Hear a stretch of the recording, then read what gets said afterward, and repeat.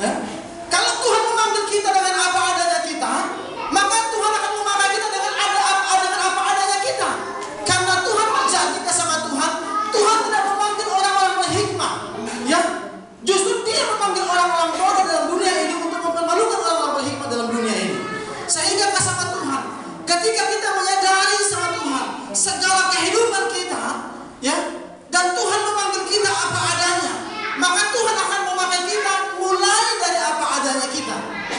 Tuhan akan terus bekerja, Tuhan akan memberikan hikmat, Tuhan akan memberikan pengajaran, pertolongannya bagi kita, sehingga kita bisa melakukan hal-hal yang luar biasa kemudian oleh karena kuasa Allah menyertai kehidupan kita, menolong kita sepanjang perjalanan kita. Tetapi Tuhan memulai pekerjaannya dalam kehidupan kita dengan apa adanya kita. Puji Tuhan. Maka kita bersyukur kepada Allah. Seorang yang tidak layak di hadapan manusia, seorang yang tidak layak di hadapan Allah bahkan, tapi oleh karena kasih-Nya Dia perlayakkan kita untuk boleh masuk dalam takhta kemuliaan Allah, untuk boleh melakukan segala pekerjaan Tuhan di dalam kehidupan kita.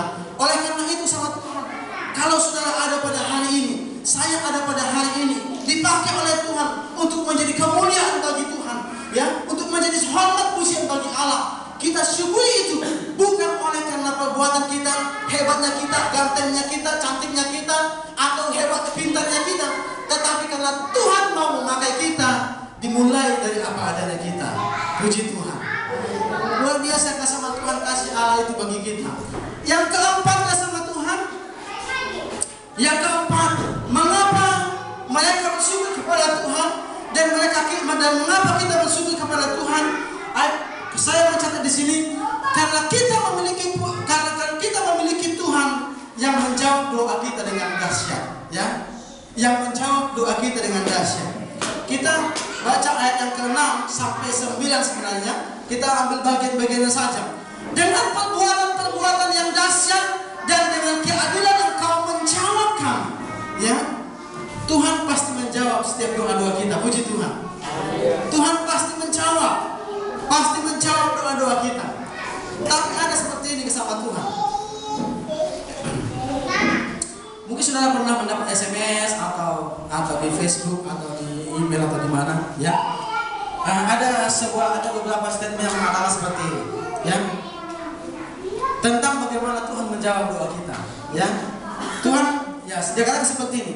Jika Tuhan mengatakan ya kepada kita, kepada doa-doa kita, itu artinya Tuhan mau meningkatkan kualitas iman kita.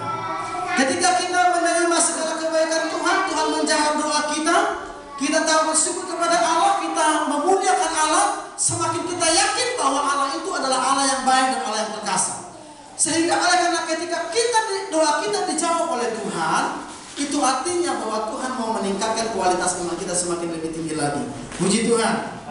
Yang kedua, kalau Tuhan, ya, mengatakan tunggu dulu atau belum dijawab, itu artinya Tuhan mau meningkatkan kesabaran kita, ya.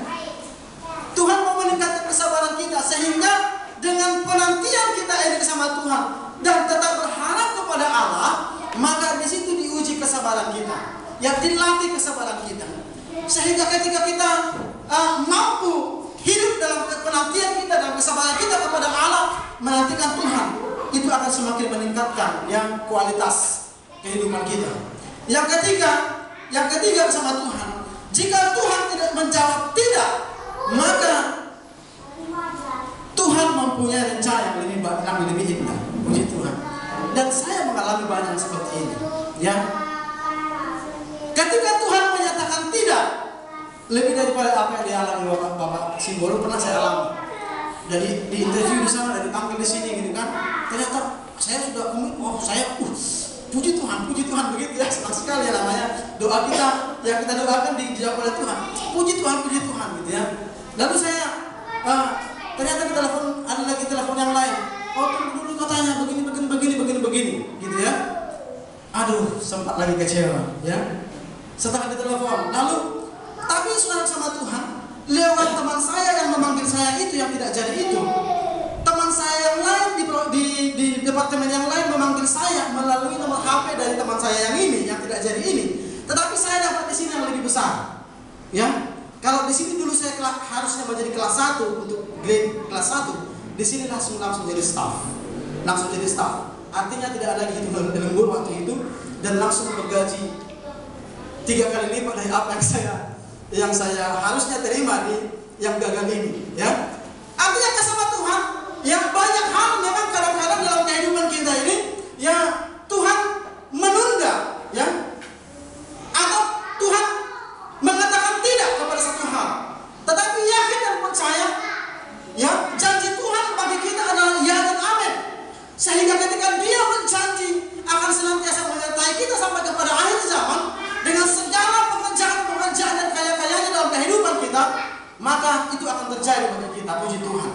Jadi kalau Tuhan mengatakan tidak untuk sekarang, itu berarti something better than that, ya, sesuatu yang lebih baik dari itu. Something better than that, ya. Ya, kita yakini sama Tuhan, ya. Jadi sama Tuhan yang keempat, kenapa kita bersyukur kepada Tuhan? Karena kita memiliki Allah yang menjawab doa kita secara dahsyat, secara luar biasa, di luar kadang-kadang kemampuan kita untuk menjangkau. Tidak kita pikirkan, apa Tuhan nyatakan. Ya, kita berdoa.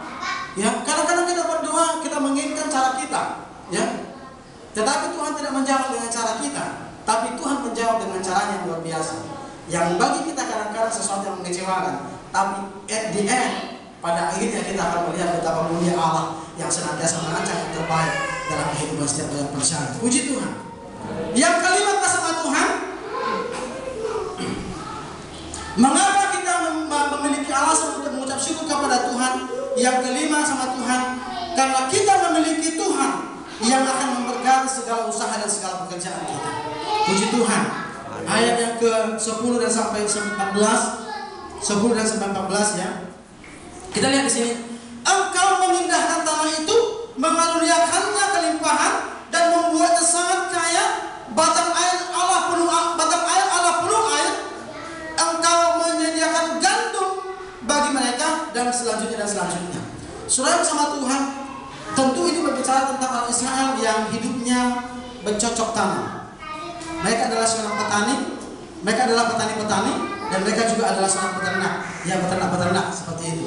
Sehingga ayat ini berbicara tentang keadaan mereka dalam konteks mereka sama Tuhan.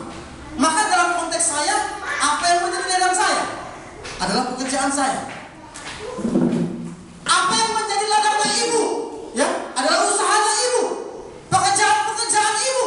Di situ dikatakan bahwa Dia akan memindahkan tanah itu, ya, Dia juga akan mengaruniakannya kelimpahan. Kita percaya sama Tuhan dengan segala apa yang diberikan oleh Tuhan bagi kita, itulah ladang kita sekarang. Usaha, pekerjaan kita, itulah ladang kita, ya. Oleh karena itu, karena kita memiliki keyakinan yang pasti akan Allah, Dia menjawab doa kita, Dia juga akan memberkati segala usaha pekerjaan kita, maka layaklah kita mengucap syukur kepada Tuhan. Puji Tuhan.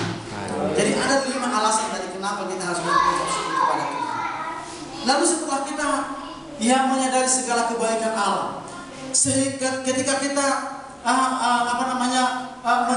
mensyukur segala apa yang daripada Tuhan, apa bentuk syukur itu, apa yang harus kita lakukan? Kita baca ke awal ayat yang pertama dan yang kedua bersama Tuhan. Apa yang dilakukan oleh orang-orang yang bersyukur?